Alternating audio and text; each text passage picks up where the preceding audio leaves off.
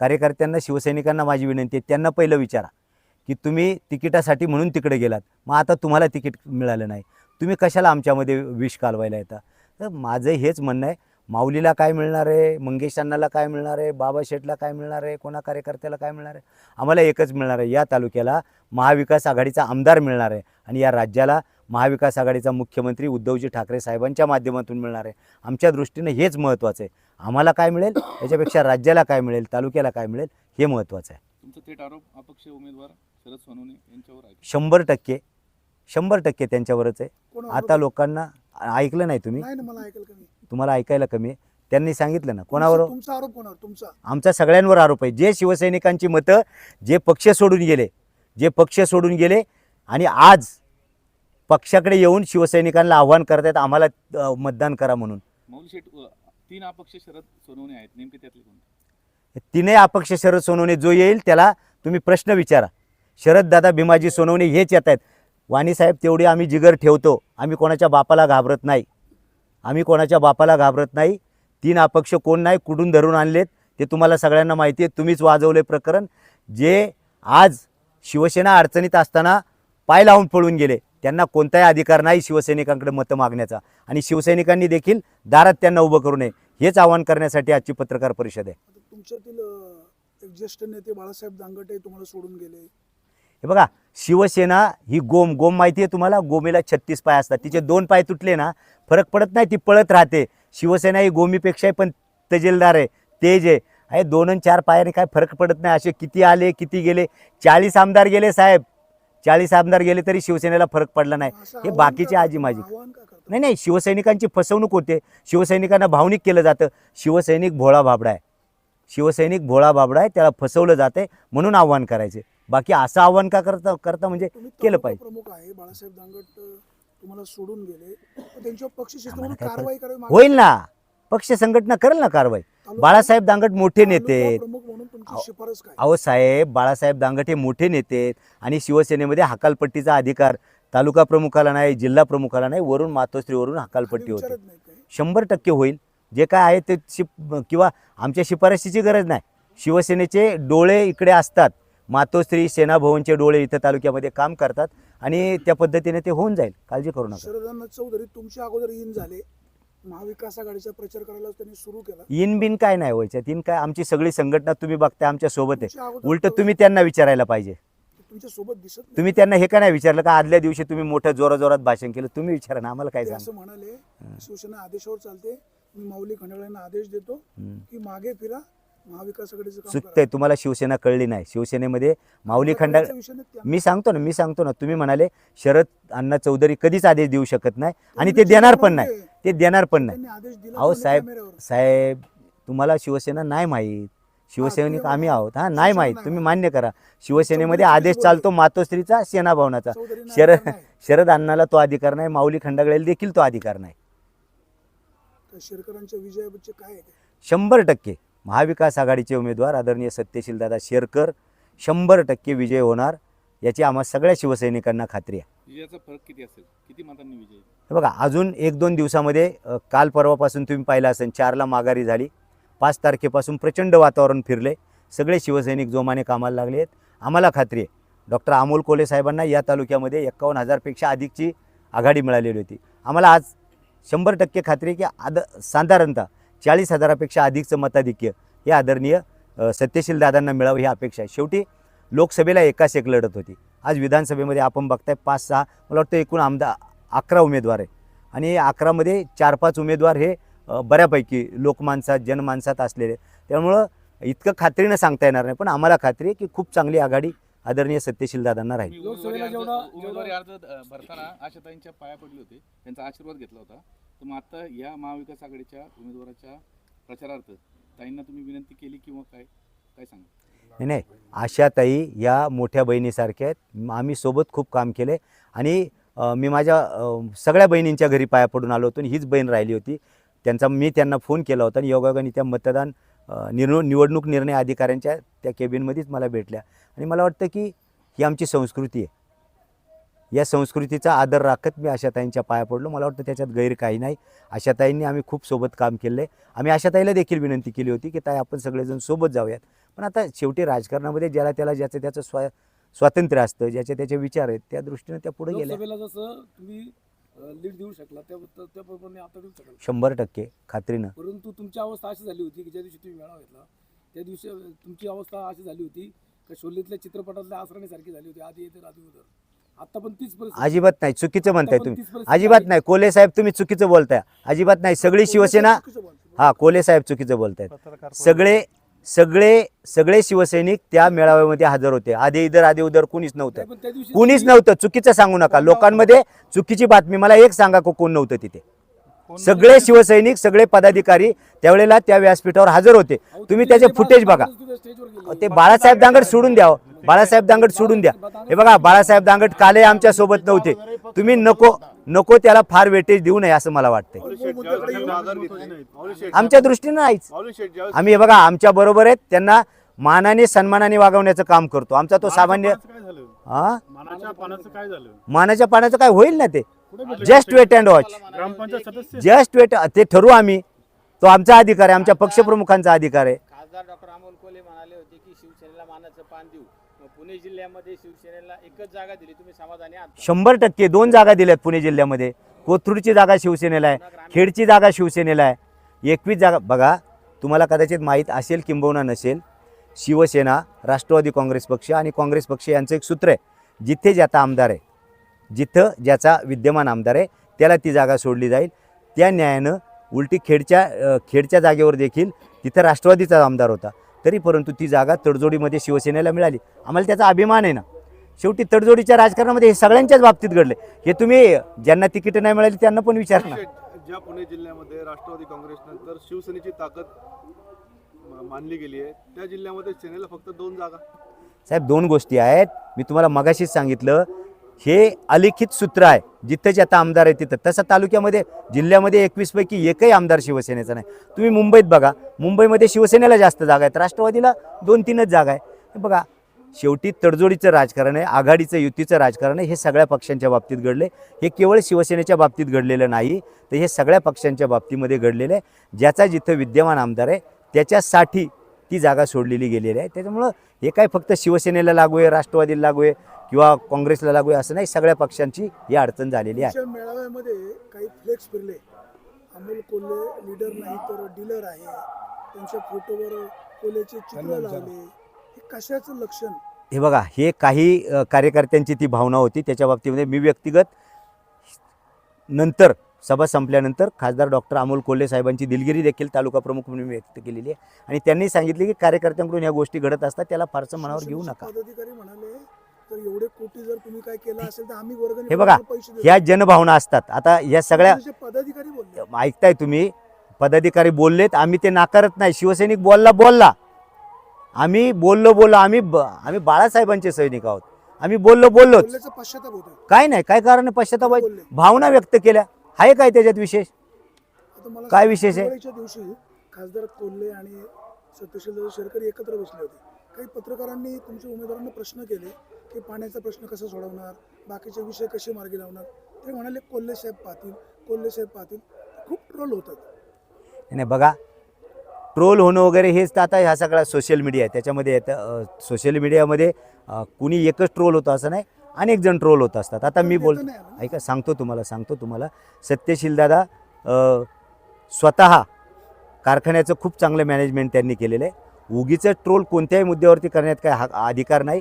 सत्यशील दादा या तालुक्याचं नेतृत्व करण्यात आहे. मला खात्री आहे आम्ही सगळे मिळून त्या प्रश्नांना उत्तरं शोधण्याचा किंवा ते प्रश्न तडीस लावण्याचा प्रयत्न करू. त्यांनी जर खासदार बोलतील असं मला माहीत नाही, मी ती पाहिली नाही.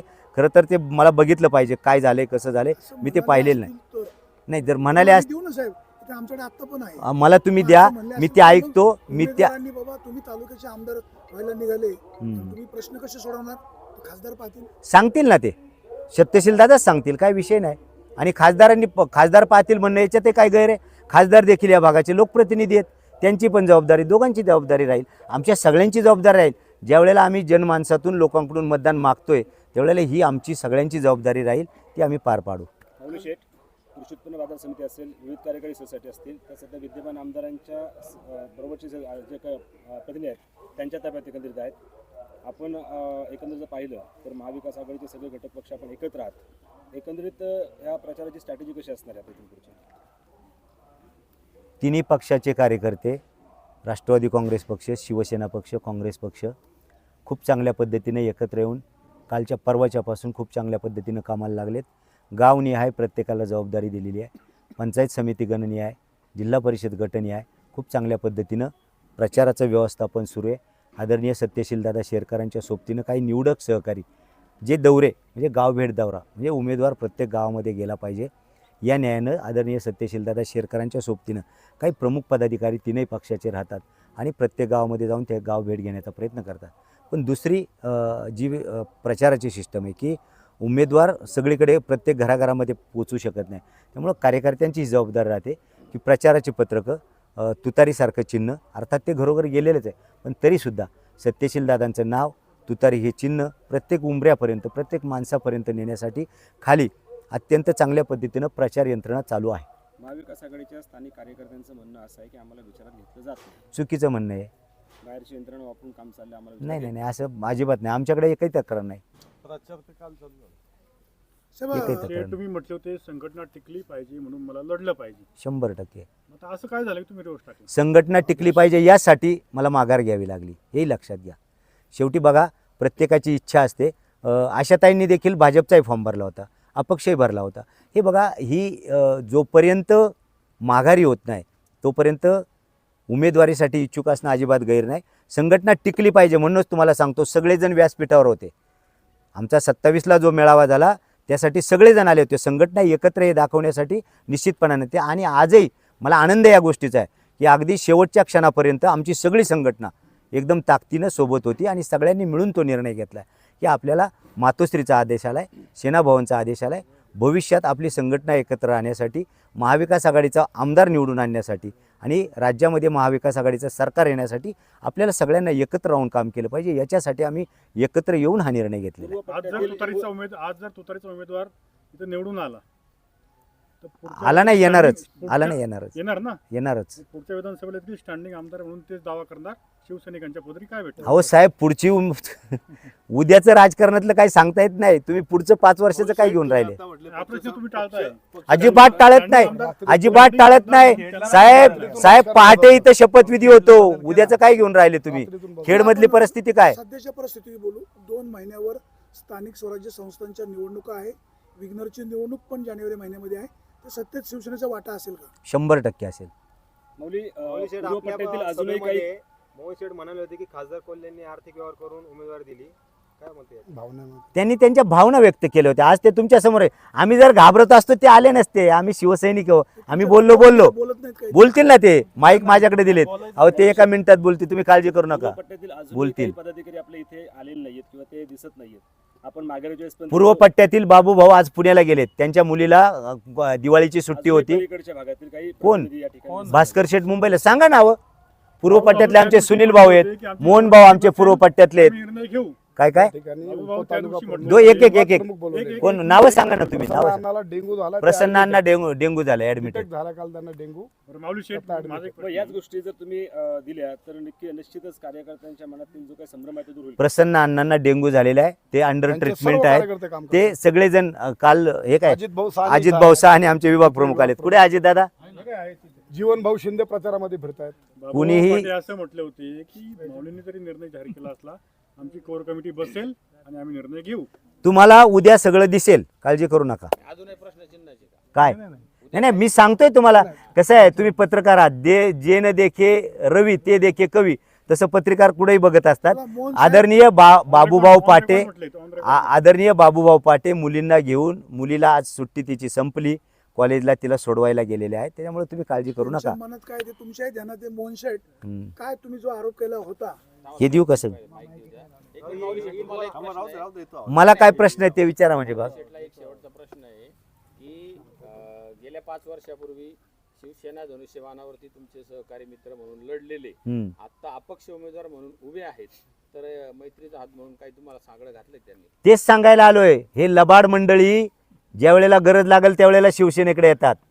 ही लबाड मंडळी आहेत. त्यांच्यापासून सावध राहा. शिवसैनिकांना हेच सांगायला आलोय आम्ही आज.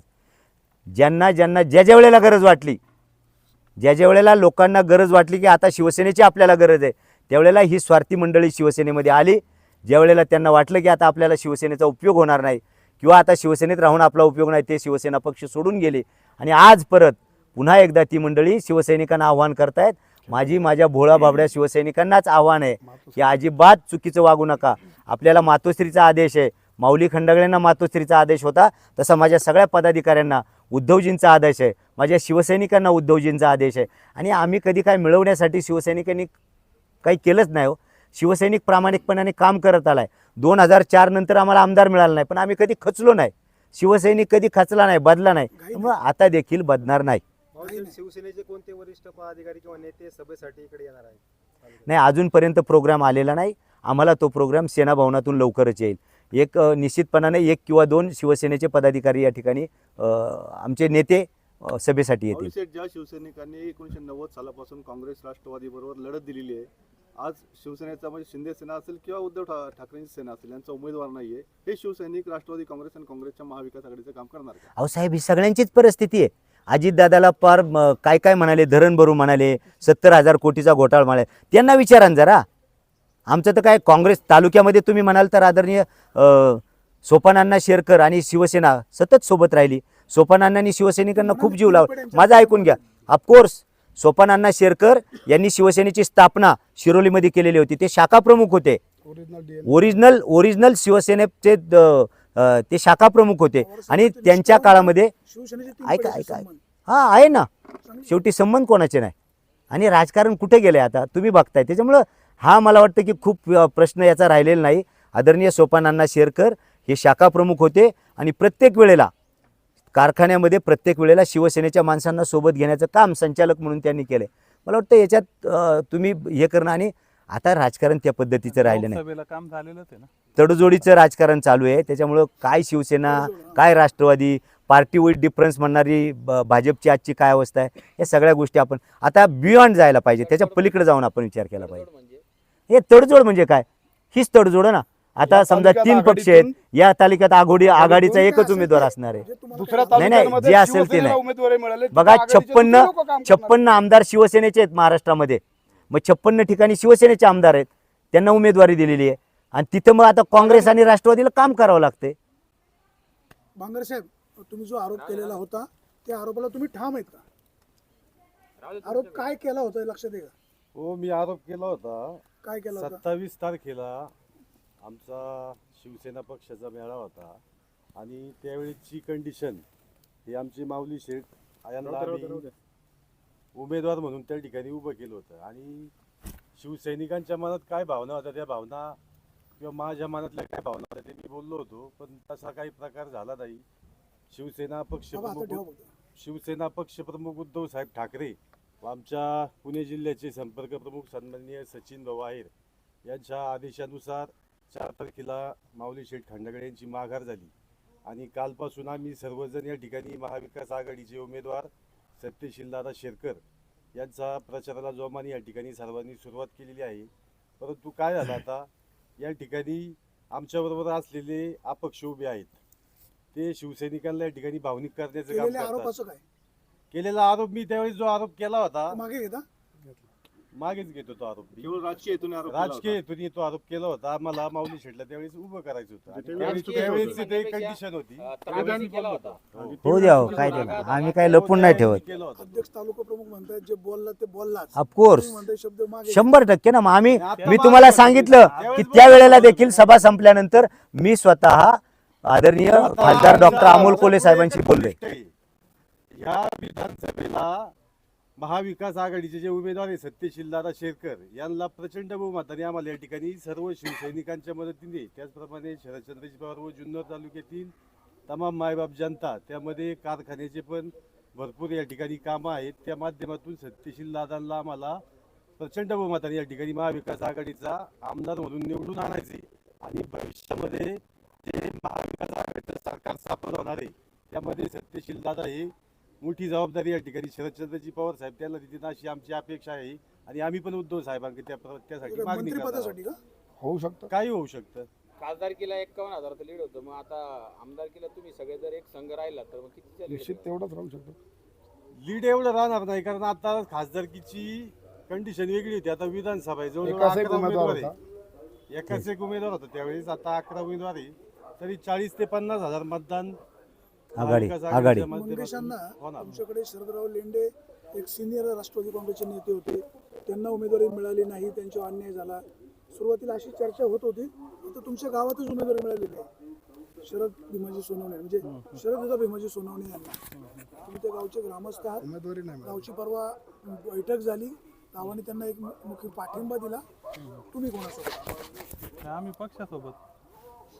गावाने त्या दिवशी पाठिंबा दिला, ते गावचे उमेदवार आहेत, बरोबर आहे. परंतु ज्या काळात जसं माऊली शेटने सांगितलं की पक्ष फुटला, शिवसेना पक्ष, शाळेत आमदार जे गेले, जे आपण त्यांना आता गद्दार म्हणतो, तर ते ज्यावेळेस गेले त्यावेळेस आमची तिथं मिटिंग झाली होती. त्यावेळेस सर्व शिवसैनिक आणि सर्व तिथं उपस्थित होते. त्यावेळेस आम्ही त्यांना विनंती केली होती. त्यावेळेस मला तो मोहन शेठ वगैरे किंवा सगळेच आम्ही उपतालुका प्रमुख आणि बरेचसे कार्यकर्ते जमले. त्यावेळेस आम्ही त्यांना तेव्हाच सांगितलं होतं की बाबा तुम्ही उद्धव साहेबांबरोबर आपल्याला राहायला लागेल. परंतु त्यांनी वेगळा निर्णय घेतला. वेगळा निर्णय घेतल्यामुळं ते आमच्या पक्षाशी तसे संबंधित राहिले नाहीत, फक्त गावचे आहेत. त्यामुळं ठीक आहे, आता गाव कोणत्या गावचा जो उमेदवार असतो त्याला गाव त्या पद्धतीने मतदान करेल, तो गावाचा विषय. परंतु आम्ही तालुका स्तरावर काम करतो समजा शिवसेना या पक्षातून, आणि आम्ही महाविकास आघाडीचंच काम करणार. कारण महाविकास आघाडी ज्यावेळेस विजयी होईल त्यावेळेस वरती उद्धव साहेबांना आपल्याला मुख्यमंत्री करता येईल, आणि त्यांना मुख्यमंत्री करण्यासाठी आम्हाला सर्वांना कष्ट घ्यावे लागतील. जरी उमेदवार राष्ट्रवादी काँग्रेसचा असला तर मगाशी माऊली शेटनी सांगितलं की आता कोकणमध्ये पूर्वी राष्ट्रवादीचे चांगले म्हणजे परिस्थिती होती, परंतु आज तिथं फक्त राष्ट्रवादीला एकच जागा आहे. सर्वात जास्त जागा सेनेला आहेत. मुंबईमधली परिस्थिती आपण पाहिली. त्यामुळं हा महाविकास आघाडीमध्ये काही म्हणजे बऱ्याचशा कार्यकर्त्यांवर असा अन्याय झालेला आहे. त्यामुळे ज्यावेळेस माऊली शेट इच्छुक होते आणि पक्षात इच्छुक असणं काही गैर नाही, परंतु त्यानंतरही आपण फॉर्म ठेवला होता. परंतु तो फॉर्म नंतर पक्षात आदेश आल्यानंतर आपण काढून घेऊ. आम्ही सर्वजण आता महाविकास आघाडी आणि महाविकास आघाडीचे उमेदवार सत्यशील दादांना विजय करण्यासाठी आम्ही सर्व सज्ज आहोत. आणि मागाशी तुम्ही यांनीच प्रश्न विचारला होता की महाविकास आघाडीचं काम शिवसैनिक करतील का, तर मागच्या वेळेस आपण लोकसभेला पाहिले सर्वात जास्त काम शिवसैनिकांनी केलं, सर्व बूथ शिवसैनिकांकडे होते. आता नाही फरफट तो वेगळा विषय होता, परंतु काम त्यावेळेस शिवसेनेने केलं. आणि तालुक्यामध्ये जे आज लीड आहे 51,000, त्या शिवसैनिकांचा सर्वात मोठा वाटा आहे, हे स्वतः कोल्हे साहेब बोलले. तुमच्या म्हणण्याला जर आपण दुजोरा दिला तर शिवसेनेला तिकीट का नाही मिळालं? ठीक आहे ना, मग मागाशी तुम्हाला सांगितलं ना, आम्हाला 56 जागेत आम्हाला मिळाले, तिथं त्यांचे कार्यकर्ते इच्छुक होते. जागा आहे त्यापैकी 33 जागा या मशालीला दिल्यात. आणि पुणे जिल्ह्यामध्ये इथं पवार साहेबांचं वर्चस्व जास्त असल्यामुळे इथल्या जागा तिथे गेली. पण शिवसेनेच्या हक्काचं वोटिंग तर आपल्या तालुक्यात एवढं आहे, 50 ते 60,000 आहे ना. हां, तुम्ही ब्रीफिंग करण्यात कमी पडले का? अजिबात ब्रीफिंग करण्यात कमी नाही, योग्य पद्धतीनं ब्रीफिंग झालेलं आहे. पण केवळ जुन्नरच्या जागेवरती महाराष्ट्राच्या 288 जागांचं गणित बिघडत नाही. सगळे विद्यमान आमदार जिथे जिथं आहेत तिथं तिथं त्यांना जागा दिलेली आहे. आम्हाला उलटी खेडची जागा आमचा तिथं आमदार नसताना देखील मिळालेली. तडजोडीचं राजकारण मी तुम्हाला सांगितलं. मुंबईमध्ये सेनेला जास्त जागा आहेत, कोकणामध्ये सेनेला जास्त जागा आहेत, मराठवाड्यामध्ये सेनेला जास्त जागा आहे. शेवटी हे गणित बघा सगळ्यांना बसवायचं असतं, त्यामुळं हे सगळं साधावं लागतं. ही तारेवरची कसरत नेत्यांना करावी लागते. आणि आमची फरफट बिरपट काय नाही हो, हे चालू राहतं. हे काय फक्त शिवसेनेच्या बाबतीत आहे असं काय नाही, फरफट हे कुठं झाली राष्ट्रवादीचं तेच आहे की आघाडी एक संध आहे आणि युतीमध्ये 3 शकलं झालेली आहेत, त्याला फरफट म्हणतात. 4 झाली. इथं- देवराम शेटे इथं त्यांच्या ते चौथा उमेदवार. इथं ते जर म्हणतात का मशालीला मिळालं नाही, मग शिवसैनिकांनी माझ्याकडे क्या, अरे मग धनुष्यबाणाला का ना आणली उमेदवारी? मग धनुष्यबाणाला तरी करे उकडं उमेदवारी मिळाली, कमळाला काय. मग हे कमळाला झालं उकडं उमेदवारी. वरिष्ठांचं विजन. शिवसैनिकांच्या हातात काय मिळालं? नाही ना, शिवसैनिकाच्या महाआघाडीचा आमदार होणार, हे शिवसैनिकांचा आमदार आहे. तीनही पक्षाचे उमेदवार उभे राहिले. या ठिकाणी विद्यमान आमदार तुम्ही चिडून राष्ट्रवादीचा काहीच मिळणार नाही तुम्हाला. ज्या पद्धतीने युतीमध्ये विद्यमान आमदाराला उमेदवारी गेली, त्याच पद्धतीने आघाडीमध्ये सुद्धा पवार साहेबांचा या ठिकाणी आमदार होते आणि त्यामुळे पवार साहेबांना ही उमेदवारी इथली तुमच्या गेली. भावना पोहोचल्या. मंगेशांना तुमची काय घुसमट होते का?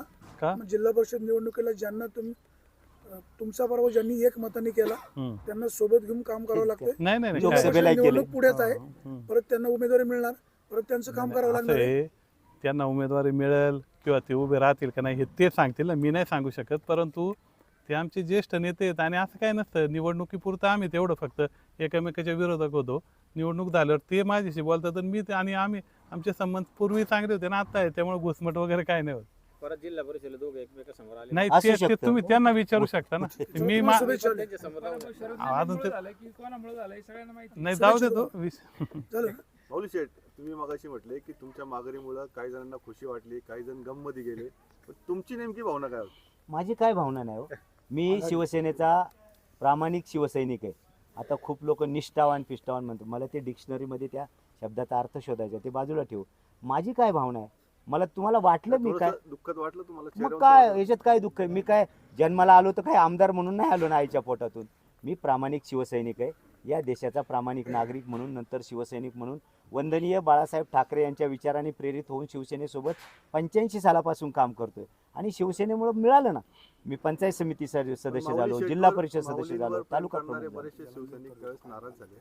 होणार ना, भावना असतात तर लोक नाराज होतात, त्याच्यात काय विशेष. त्या भावनेच्या पलीकडे जाऊन आपल्याला थोडंसं ग्राउंडवर येऊन व्यावहारिक बघावं लागतं की पक्षाच्या काय अडचणी आहेत, इथली ग्राउंड रियालिटी काय, इथली राजकीय परिस्थिती काय, हे सगळ्याला बघून आपल्याला सामोरं जाणं गरजेचं असतं. आपण जे राजकारणात आपल्याला विचारलं माऊली की शेठ माऊली खंडागळे शेठ यांची आपल्याला उमेदवारी याच्यातून काय मिळालं, तर उमेदवारी या जोपर्यंत ठिकाणी मी भरलेली निश्चितपणे होती, सांगल की माऊली शेठने खूप काही कमवलं.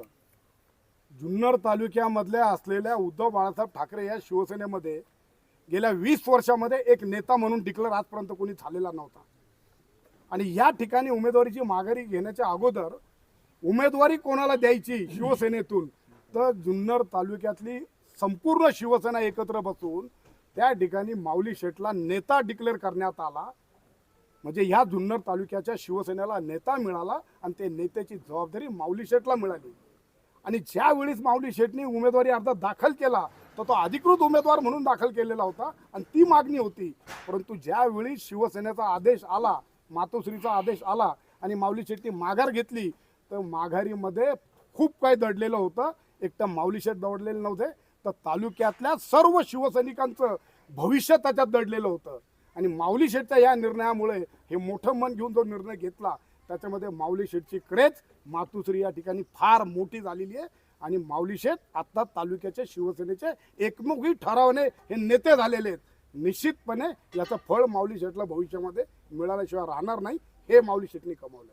माऊली हजारो शेठ शिवसैनिकांचं मनातली जे मनात होतं ते माऊली शेठनी कमावलेलं. शेवटचा प्रश्न, माऊली शेठ खंडागळेंच्या उमेदवारी माघारीनंतर कोणाला आनंद आणि कोणाला दुःख? शोधा जरा, शोधा म्हणजे याचा शोध सापडेल. घ्यायला पाहिजे. कोण शोधा देव पाण्यात म्हणजे ठेवून होते, सापडेल. कोण देव पाण्यात ठेवून होते, याचा शोध पत्रकारांनी घ्यावा. मी पत्रकारांना विनंती तुम्हाला करतो. काय शोधा म्हणजे सापडेल. ना आमचे जे विरोधक होते हे सगळेच देव पाण्यात ठेवून होते, जे आघाडीचे विरोधक होते.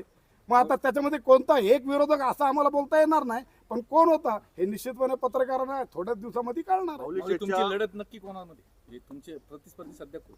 आमचा प्रतिस्पर्धी कोणीच नाही. आम्ही विजयावरती ठाम आहोत, आम्हाला विजय मिळणार. आताची जी लढाई चाललेली आहे, 2 नंबरला कोण असेल? ज्यावेळी शिवसेनेने माघार घेऊन पाठिंबा आघाडीला दिला सत्यशील दादाला, मी ठामपणे आपल्याला सांगतो, आता जुन्नर तालुक्यातली विधानसभेमध्ये 2ऱ्या आणि 3ऱ्या नंबरला कोण राहील ही लढाई चालू होणार आहे. 1 नंबरचं सत्यशील दादा हा सत्यशील निघून शेरकर गेलेला एक नंबरला आहे. आणि म्हणून आता 2 नंबरला कोण राहील, 3 नंबरला कोण राहील, याची लढाई चालू आहे. सांगा ना, बरंच तुम्हाला काय काही- अंदाज वाटतो? एक मिनिट, बरंच काही आम्हाला काय सांगायचं आम्ही बाबा सांगितलं ना साहेब. बरंच काही आहे असं गुपित काय माऊली बोलणं शेठ. तुमच्या नक्की काय सांगा आहे? ना. बरंच काय म्हणजे ते कुठं काय? सांगतात ते? तुम्ही नाही मगाशी म्हटलं काय? बोलताना दोन नंबरला कोण अरे आम्ही कसं सांगणार ना, लोक ठरवतील 2ला कोण, 3ला कोण. नाही, नाही, बरंच आम्ही काही आम्ही एक मिळालंय. नंबरचं सांगतो तुम्हाला. शिवसैनिकांना बरंच काही आम्ही मिळालं. 1 नंबर सांगतो तुम्हाला. मिळालं.